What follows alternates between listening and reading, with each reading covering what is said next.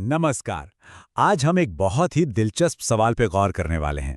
सोचिए, क्या ब्रह्मांड की सबसे ताकतवर, सबसे अविनाशी चीज को तोड़ा जा सकता है? जी हां, बात हो रही है ब्लैक होल की। चलिए आज फिजिक्स के नियमों को उनकी हद तक ले जाते हैं और देखते हैं कि एक ब्लैक होल को खत्म करने की कोशिश का नतीजा क्या होता है। तो सीधा सवाल यही है, क्या हम सच में एक ब्लैक होल को तबाह कर सकते हैं? ये एक ऐसी खोज है जो हमें यूनिवर्स के कुछ सबसे गहरे, सबसे अजीब रहस्यों की तरफ ले जाएगी। ठीक है, तो मिशन शुरू करते हैं। हमारा टारगेट एक छोटा सा ब्लैक होल। खैर, छोटा मतलब जिसका मास हमारे चांद जितना हो। और काम, इसे पूरी तरह से नष्ट करना। सुनने में ही ये लगभग नामुमकिन लग रहा है ना? तो चलिए सबसे पहले वो तरीके आजमाते हैं जो सबसे सीधे हैं, मतलब ब्रूट फोर्स। देखते हैं कि जब हम इस ना टूटने वाली चीज पर सीधी सीधी ताकत का इस्तेमाल करते हैं तो होता क्या है। हमारा पहला तरीका, न्यूक्लियर अटैक। जरा सोचिए, हम दुनिया के सारे न्यूक्लियर बम एक साथ उस ब्लैक होल के चारों तरफ फोड़ दें, कितना जबरदस्त धमाका होगा। पर हुआ क्या? नतीजा एकदम उल्टा। ब्लैक होल तो और भी बड़ा हो गया। अब ऐसा क्यों? याद है आइंस्टाइन का वो मशहूर फॉर्मूला E=mc², मतलब एनर्जी और मास एक ही चीज है। तो न्यूक्लियर धमाके की सारी की सारी जबरदस्त एनर्जी वो असल में ब्लैक होल के लिए खाना बन गई। उसने उस पूरी एनर्जी को अपने मास में जोड़ लिया। और ज्यादा मास मतलब और बड़ा ब्लैक होल। तो ये तरीका तो पूरी तरह फेल हो गया। कोई बात नहीं, दूसरा आइडिया ट्राई करते हैं, एंटी मैटर। हम सब जानते हैं कि जब मैटर और एंटी मैटर मिलते हैं तो दोनों एक दूसरे को खत्म कर देते हैं। तो क्या हो अगर हम अपने चांद के वजन के बराबर एंटी मैटर उस ब्लैक होल में फेंक दें? और नतीजा फिर वही, वो और बड़ा हो गया। देखिए, जब कोई चीज ब्लैक होल में गिरती है ना, तो ब्लैक होल उसकी पूरी पहचान ही मिटा देता है। उसे इस बात से कोई लेना देना नहीं कि वो मैटर है या एंटी मैटर। वो तो बस उसके टोटल मास एनर्जी को निगल जाता है। तो ये तरीका भी बुरी तरह पिट गया। अच्छा, अब कुछ और हटकर सोचते हैं। मान लीजिए अगर हम अपने ब्लैक होल को उसके उल्टे यानी एक एंटी ब्लैक होल से टकरा दें, तो मतलब एक ऐसा ब्लैक होल जो एंटी मैटर से बना हो। तो नतीजा क्या निकला? एक और भी बड़ा ब्लैक होल। हाँ, उनके जो ऑपोजिट चार्ज थे वो तो एक दूसरे को कैंसिल कर देंगे, लेकिन उनका मास वो तो जुड़ जाएगा और हमें मिलेगा एक न्यूट्रल लेकिन डबल मास वाला ब्लैक होल। मतलब हमारी अब तक की सारी कोशिशें बेकार गईं। तो हमारी इन नाकाम कोशिशों से हमें क्या सीखने को मिला? एक बहुत जरूरी बात, ब्लैक होल असल में बहुत ही सिंपल चीजें होती हैं। आप उन्हें सिर्फ 3 चीजों से समझ सकते हैं: उनका मास यानी द्रव्यमान, उनका स्पिन यानी घुमाव, और उनका इलेक्ट्रिक चार्ज, बस और कुछ नहीं। इसीलिए हमारे ये उलझे हुए हमले काम ही नहीं कर रहे थे। अब जब ब्रूट फोर्स के तरीके काम नहीं आए, तो चलिए थोड़ा स्मार्ट तरीका अपनाते हैं। एक ऐसा तरीका जो ब्लैक होल की इन्हीं 3 बेसिक प्रॉपर्टीज पर आधारित हो। क्या पता इसी में हमें उसकी कोई कमजोरी मिल जाए। और मजे की बात यह है कि एक ब्लैक होल कितना घूम सकता है और उस पर कितना चार्ज हो सकता है, इसकी एक लिमिट होती है, एक मैक्सिमम सीमा।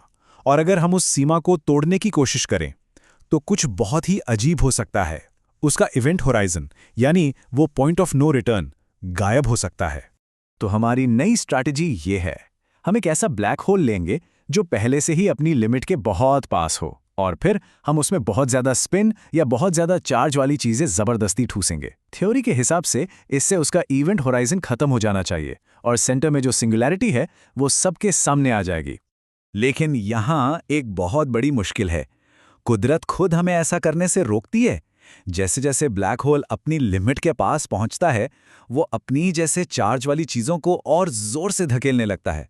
मतलब वो और ज्यादा खाने से साफ मना कर देता है। पर एक पल के लिए मान लेते हैं कि हम किसी तरह कामयाब हो गए। अब आता है इस कहानी का सबसे बड़ा ट्विस्ट। अगर हम अपने मिशन में सफल हो गए तो उसकी कीमत क्या होगी? और वो कीमत बहुत भयानक है।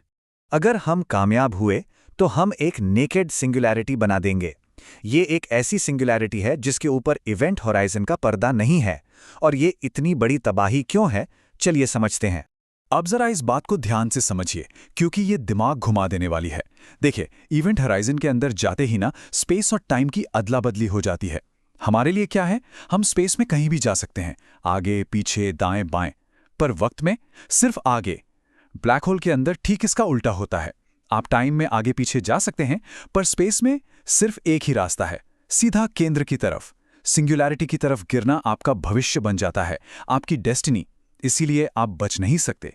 सिंगुलैरिटी आपके सामने कोई जगह नहीं है, वो आपका भविष्य है।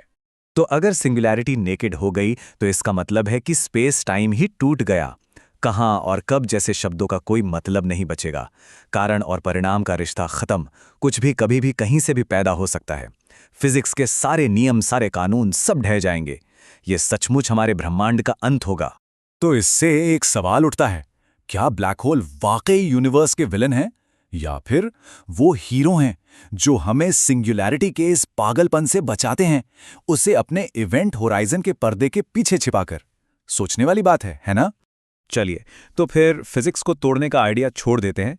ब्लैक होल को खत्म करने का एक तरीका है जो सेफ है, लेकिन उसके लिए हमें कुदरत के तरीके पर भरोसा करना होगा और बहुत बहुत ज्यादा सब्र रखना होगा। इस तरीके का नाम है हॉकिंग रेडिएशन। क्वांटम फिजिक्स के अजीब नियमों की वजह से ब्लैक होल पूरी तरह से काले नहीं होते। वो बहुत ही धीरे धीरे छोटे छोटे पार्टिकल्स लीक करते रहते हैं और इस वजह से वो वक्त के साथ अपना मास खोते हैं और एक दिन पूरी तरह भाप बनकर उड़ जाते हैं। तो हमारे चांद के मास वाले ब्लैक होल को पूरी तरह गायब होने में कितना टाइम लगेगा? करीब करीब 10 के आगे 44 जीरो लगा दीजिए, उतने साल। ये इतनी बड़ी संख्या है कि उसे ठीक से बोल पाना भी मुश्किल है। एक ऐसी टाइमलाइन जिसकी हम कल्पना भी नहीं कर सकते। इस नंबर को थोड़ा समझने की कोशिश करते हैं। हमारे पूरे ब्रह्मांड की उम्र अभी लगभग 13.8 अरब साल है और ब्लैक होल को खत्म होने में जो वक्त लगेगा वो इससे खरबों गुना ज्यादा है। तो हाँ, हम एक ब्लैक होल को नष्ट कर सकते हैं, हमें बस इंतजार करना होगा। तो हम आपको इसी सवाल के साथ छोड़े जाते हैं। ब्लैक होल आखिर हैं क्या? सब कुछ निगल जाने वाले दैत्य या फिर हमारे ब्रह्मांड के रक्षक जो फिजिक्स के नियमों को टूटने से बचा रहे हैं? इसका जवाब शायद हमारी सोच से कहीं ज्यादा गहरा हो।